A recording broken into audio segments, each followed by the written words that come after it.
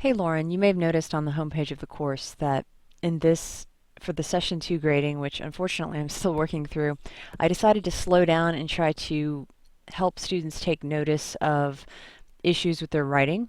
And if there were any issues, uh, I wanted to point them out and hopefully help you write better. So what I've done here is I've actually copied and pasted your text into a Word document. And I just want to go through maybe the first paragraph and maybe the first 2 sentences of the second paragraph to talk to you about some issues I'm noticing. And I would like for you to rewrite, not extensively. You have a lot of stuff here that you can keep, but maybe if you could revise it with a critical eye, that would help. The thing is, I don't mind a couple of issues. You could probably get away with 4, and I don't really care, because the spirit of blogging is that you should be allowed to write it quickly enough so that you're not obsessing over publication quality stuff. I mean, this is not for publication in a journal or newspaper, but at the same time, you do need to take the time to actually revise it or to edit and make sure that it's not rife with errors, okay? Because that becomes distracting to the reader. So if I'm seeing 10 things in the first 6 sentences, for example, then it's harder for me to read it. And so we do want to make sure we don't have tons of errors, okay? All right, so, and before I start on the actual writing, the mechanics of it, because that's mostly what I'm pointing out and that I'm asking you to revise, let me talk to you about the content piece. One of the things I asked you to do, and you need to go, if you want to revise this, you'll want to go back to the Session 2 Activities page, read the prompt. That'll tell you in paragraph bulleted form what it is we wanted you to do in this blog post. And then also look at the rubric, which is attached inside of the Dropbox. It goes along with the prompt. So whatever you see in the prompt, you'll see the rubric really aligns with that. So look at both those things just to get an idea of what we're looking for. One of the things we wanted you to do was provide about a 1-paragraph summary of your chosen area of emphasis. And in your paper, your blog post, that area is Nickleby. So what I would like is to have a paragraph or some section or some cluster of sentences. I mean, you can weave it in different ways. It doesn't have to just be some paragraph standing out there. That's the easiest way to do it. But you could weave in that information in your section.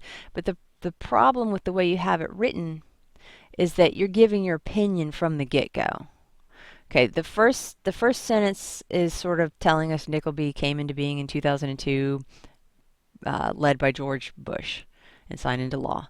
That's sort of a factual statement without the lens of your views.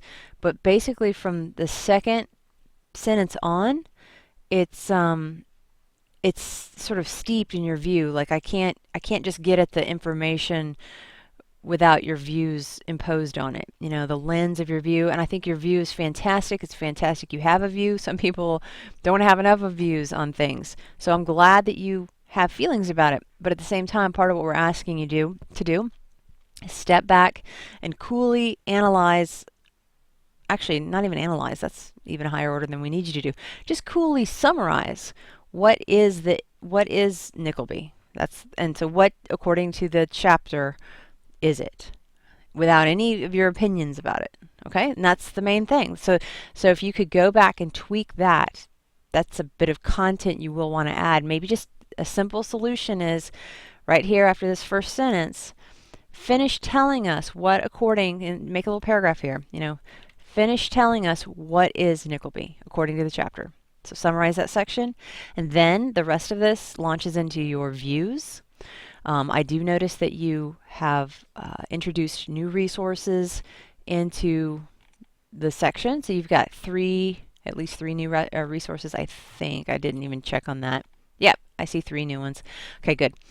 So that's great. That's something we asked you to do. Okay, so now let's talk about the writing that I also like, the mechanics of it, that I'd like for you to revisit and revise a little bit if you're going to if you want to redo this post and get credit for it.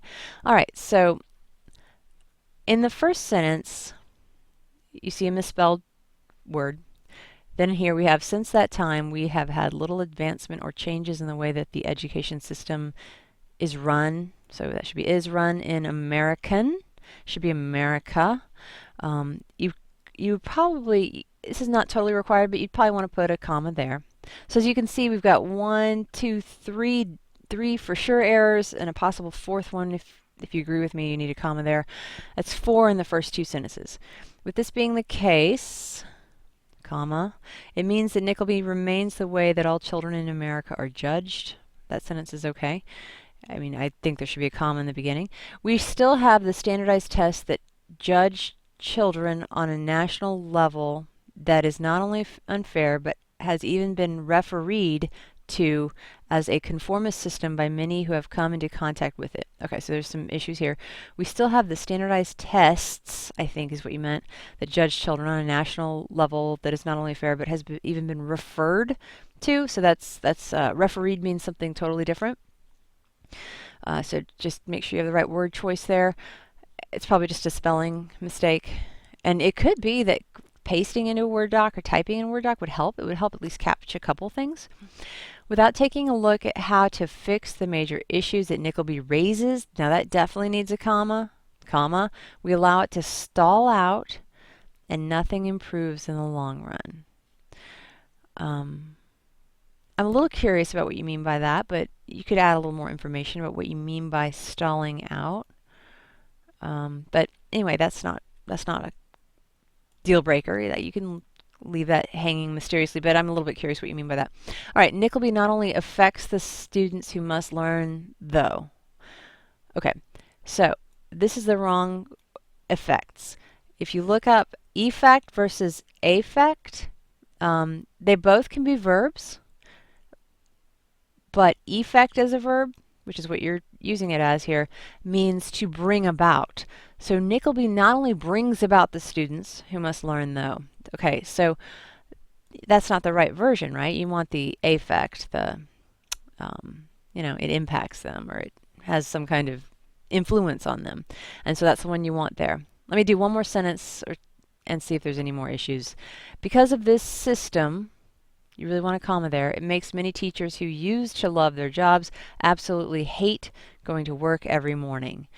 One more sentence. Many teachers believe that their sole purpose is to teach children so that they will learn and move on to become a better person. Okay, good. So there were no issues in those last 2 sentences.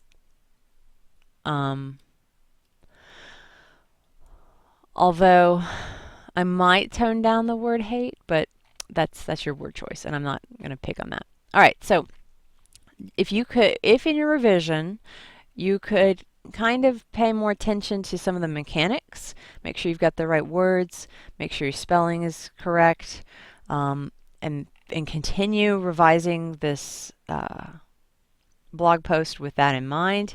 Hopefully I've shown you a few things where you might be making sort of repeated mistakes. Perhaps using a tool like Microsoft Word will point out words that you're struggling with, such as here we want to use the other effect, the one with the E that you used above. That underline there is pointing out a possessive that you would want. So this is simply one teacher's version. So it's a possessive, so it needs an apostrophe after the R. There's a misspelling. So you may want to use that. Anyway, I think you get the point. If you want to revise it in your blog, then use the regrade request form to let me know that you're ready for it to be relooked at, and I will go in and regrade it. Thank you so much.